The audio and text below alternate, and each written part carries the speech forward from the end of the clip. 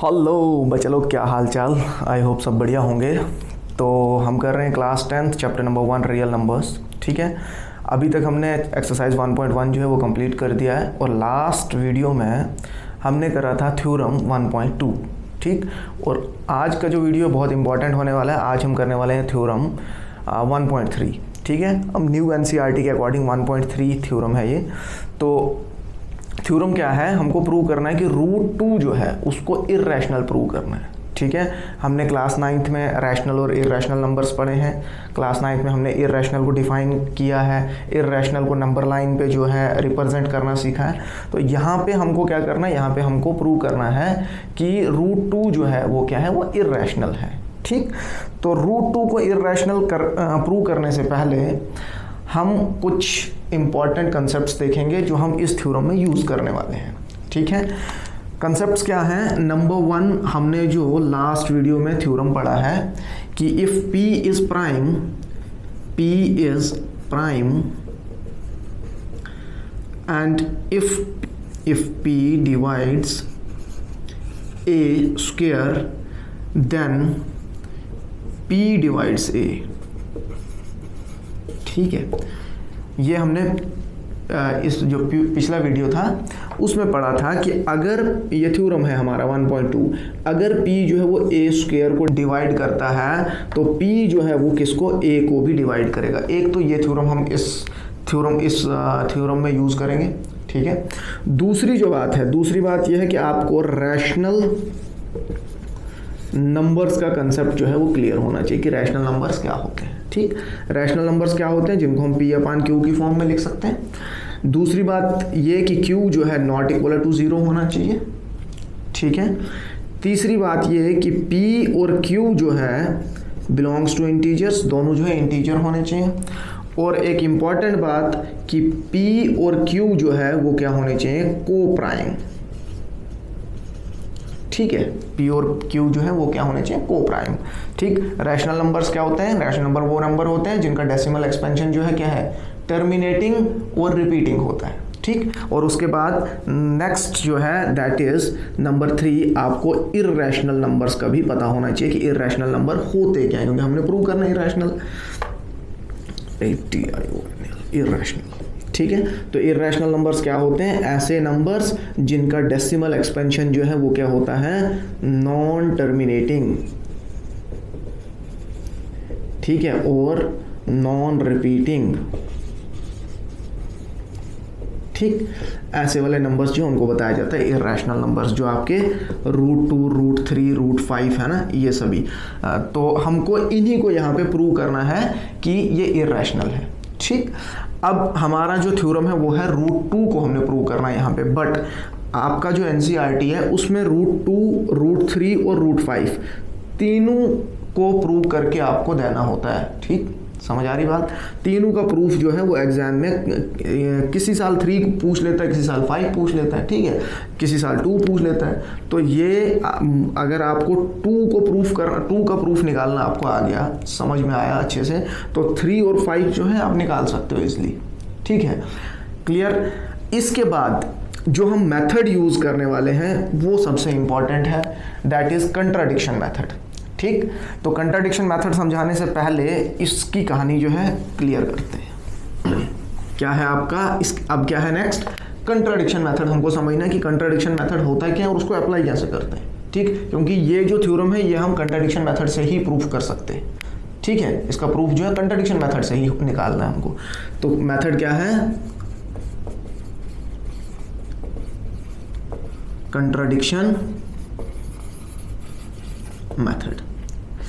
Actually contradiction method जो है ये बेस्ड है एक फैक्ट पे। फैक्ट क्या है कि अगर हमारे पास कोई स्टेटमेंट है x, तो स्टेटमेंट जो है या तो वो ट्रू होगा या तो फॉल्स होगा। ठीक है, या तो स्टेटमेंट सही होगा या गलत होगा। ठीक, ऐसा नहीं हो सकता कि कोई स्टेटमेंट जो है वो सही भी होगा और गलत भी होगा। ठीक है, तो क्या है, फैक्ट जो है वो ये है कि स्टेटमेंट जो है या तो वो ट्रू होगा या तो वो फॉल्स होगा। ठीक, और उसके बाद हम क्या करते हैं कि हम इसी स्टेटमेंट को, अगर हमने इसको प्रूव करना है तो हम प्रूव करेंगे कि ये स्टेटमेंट जो है ये फॉल्स नहीं है। तो अगर ये फॉल्स नहीं है तो क्या होगा, ट्रू। ठीक है, और उसके लिए क्या करते हैं, हम इसको मान के चलते हैं कि अगर ये स्टेटमेंट हमने ट्रू प्रूव करना है तो इसको हम मान के चलेंगे ये स्टेटमेंट फॉल्स है। ठीक है, फॉल्स जब मान के चलेंगे और उसके बाद क्या होगा, इसमें कहीं ना कहीं पे कंट्राडिक्शन आएगा, और वो कंट्राडिक्शन से हम फिर बताएंगे कि हमने जो सपोज किया था या लेट किया था, एक्स को हमने फॉल्स माना था, तो वो जो है वो फॉल्स नहीं है, वो ट्रू है। क्लियर। अब ऐसे तो समझना थोड़ा सा मुश्किल है, अगर हम इसको थ्योरम्स में अप्लाई करेंगे, ठीक है, अब जब हम थ्योरम्स करेंगे उसमें अप्लाई करेंगे तो वहाँ पे समझना आई होप कि इजी हो जाएगा आपके लिए। ठीक, वैसे भी हमारे पास सेम क्वेश्चन है, सेम बेस पे √2 हमको करना है, √3 √5, इन पे सेम एक ही मेथड है, एक ही तरीके से सभी पार्ट निकलेंगे, इसके सभी क्वेश्चंस निकलेंगे। ठीक है, तो आज अभी जो है अभी हम करेंगे सबसे पहले √2, फिर उसके बाद √3, फिर उसके बाद देखेंगे √5 भी। ठीक है, तो हम एक सीक्वेंस के साथ चल रहे हैं। आज थ्योरम है आपका 1.3 √2 को प्रूव करना है। इसके बाद नेक्स्ट जो एग्जांपल है, एग्जांपल नंबर 5, वो है आपका √3। ठीक है, तो √3 जो है पहले थ्योरम करेंगे, उसके बाद करेंगे हम √3। क्लियर। हमको प्रूव करना है क्या कि √2 जो है दैट इज इर्रेशनल। ठीक, तो प्रूफ इसका कैसे शुरू होगा, हमको सबसे पहले मान के चलना है कि √2 जो है वो क्या है, वो रैशनल है। तो मैं मान के चलता हूं, let us assume to the contrary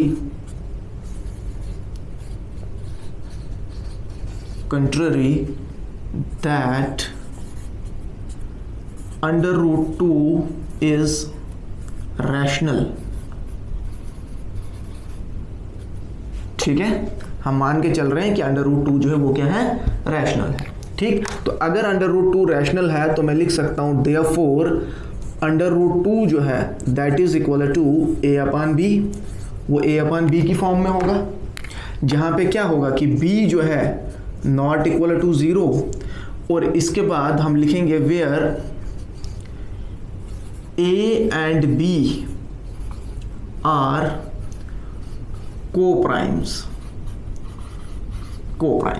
ठीक है, कोई भी रैशनल नंबर अगर आप देखोगे कि मान के चलो कि मेरे पास है 48/36, 48/36 ये रैशनल नंबर है, बट ये दोनों जो है ये कोप्राइम नहीं है। अगर हम देखेंगे तो हम इसको लिख सकते हैं 12 × 4 और 12 × 3। 12 4 से हो गया 48 और 12 3 से हो गया 36।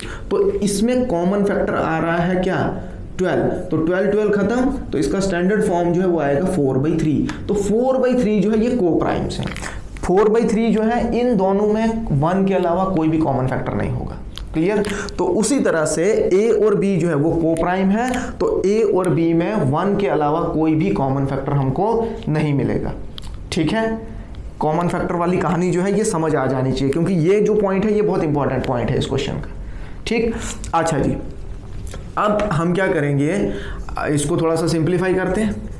b के साथ अगर मैं क्रॉस इसको ट्रांसपोज करूं तो ये आ जाएगा b√2 equal to a।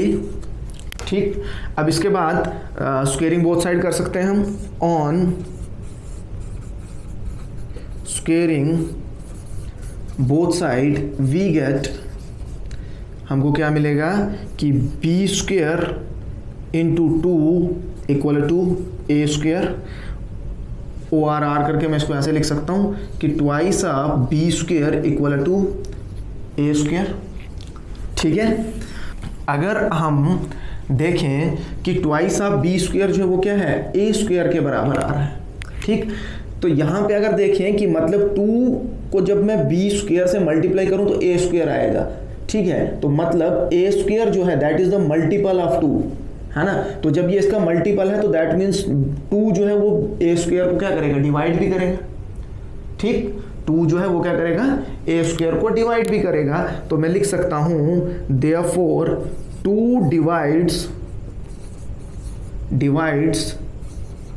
a²। अगर 2 a² को डिवाइड करता है तो हम थ्योरम यूज करेंगे, this implies 2 divides a also, कि 2 जो है वो क्या करेगा, a को भी डिवाइड करेगा। इसके आगे हम लिख लेंगे कि इफ टू नहीं लिखेंगे, हम लिखेंगे इफ p है, if p divides a square then p divides a। ये हमारा थ्योरम है 1.2।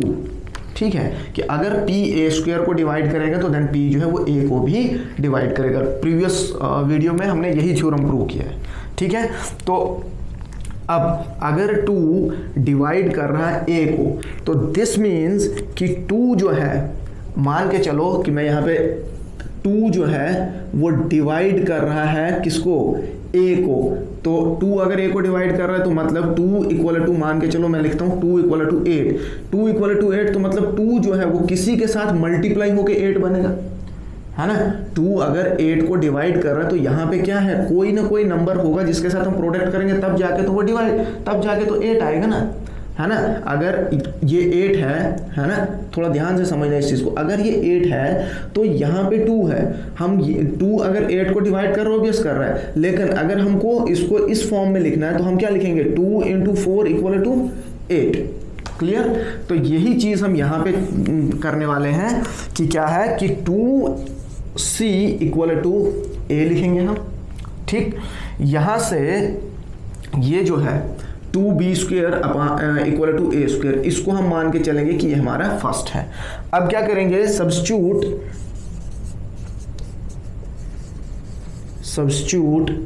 a equal to 2c in equation first. क्या करेंगे कि a इक्वल टू 2c को हम कहाँ, इक्वेशन फर्स्ट में पुट करेंगे। तो therefore equation first becomes, equation first जो है वो क्या हो जाएगी, वो बनेगी हमारी 2b square equal to 2c का whole square. This implies 2b square equal to 4c square. ठीक, और इसको खत्म करूंगा तो 2c आएगा, इसको मैं लिख सकता हूँ ORR करके कि 2c square equal to b square. और अगर इस इक्वेशन को आप देखोगे, ये जो यहाँ पे इक्वेशन बना है, इस इक्वेशन से हमको ये पता चला कि 2 जो है वो किसको, b स्क्वायर को भी डिवाइड कर रहा है। अगर 2 × cb है तो दैट मीन्स ये जो है ये इसका मल्टीपल होगा। तो जब ये इसका मल्टीपल है तो दैट मीन्स ये इसको भी डिवाइड करेगा। ठीक, तो इसके बाद नेक्स्ट जो है, अच्छा जी, नेक्स्ट हम क्या करेंगे, दिस इंप्लाइज 2 डिवाइड्स, यहाँ पे देयरफॉर कर देना। ठीक है, therefore 2 divides b square and this implies 2 divides b bye theorem. ठीक है, यहाँ पे मैंने क्या किया, थ्योरम अप्लाई किया जो हमने 1.2 करा था। ठीक है, सेम यही थ्योरम जो है वहां पे मैंने अप्लाई कर दिया। ठीक है, तो 2 जो है वो डिवाइड करेगा किसको, b को। ये देखें, यहाँ पे देखें इस पॉइंट पे हमारे पास 2 जो है वो उसको डिवाइड कर रहा है a को, और यहाँ पे हमें 2 जो है वो डिवाइड कर रहा है b को। ठीक है, तो यहाँ से हम ये लिख सकते हैं कि therefore a and b have at least 2 as a common factor,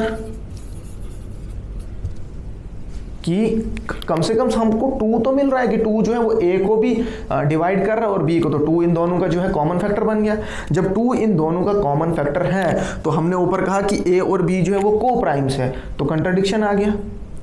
ठीक, तो यही चीज जो है यही चीज शो कर रहा था कि ये जो है a और b जो है वो को प्राइम नहीं है। तो अब आगे हम स्टेटमेंट लिखेंगे, but this contradict that a and b have no factor other than 1। ठीक है, तो इससे क्या है, कंट्राडिक्शन पैदा हो गया कि ए और बी जो है उसका क्या है, 1 के अलावा कोई भी फैक्टर नहीं था, है ना, ये हमने ऊपर बताया था। तो ये जो है ये इसको कंट्राडिक्ट कर रहा है। तो हम लिख सकते हैं this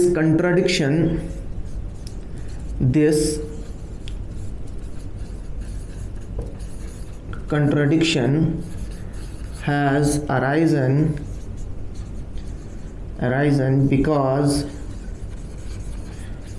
of our wrong assumption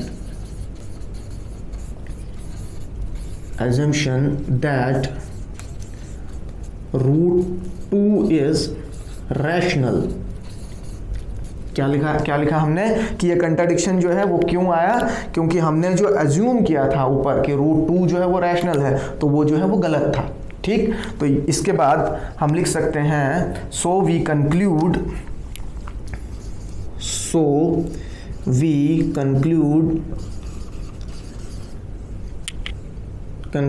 that root 2 is irrational. ठीक है, तो ये हमारा प्रूफ रहा कि रूट 2 जो है वो कैसे प्रूव करना है कि वो इर्रेशनल है। ठीक है, तो रूट 2 यहां पे हमने प्रूव करके दिया कि ये इर्रेशनल है। Same procedure, same method, same stepping, same statement आपको रूट 3 के लिए भी करनी है, रूट 5 के लिए करनी है। ठीक, तो सेम अगर है तो इसका ये मतलब नहीं है कि हम रूट 3 आपको नहीं करवाएंगे, रूट 3 या रूट 5 नहीं करेंगे। ठीक है, रूट 3 जो है वो नेक्स्ट जो है हम रूट 3 करेंगे, बिकॉज हम जो है नई एनसीईआरटी के हिसाब से चल रहे हैं। ठीक है, नई एनसीईआरटी जो है उसी जहाँ पे रूट 2 आएगा वहाँ पे रूट 2 समझाएंगे, जब एग्जाम्पल में रूट 3 आएगा तो रूट 3 समझेंगे, फिर उसके बाद नेक्स्ट अब इसकी जो है फिफ्थ एग्जाम्पल जो है दैट इज रूट 3 को प्रूव करना है इर्रेशनल। तो नेक्स्ट जो है हम रूट 3 समझाएंगे आपको। ठीक, उसके बाद एक्सरसाइज का फर्स्ट क्वेश्चन है रूट 5 प्रूव करना है, तो वहां पे रूट 5 भी समझा दिया जाएगा।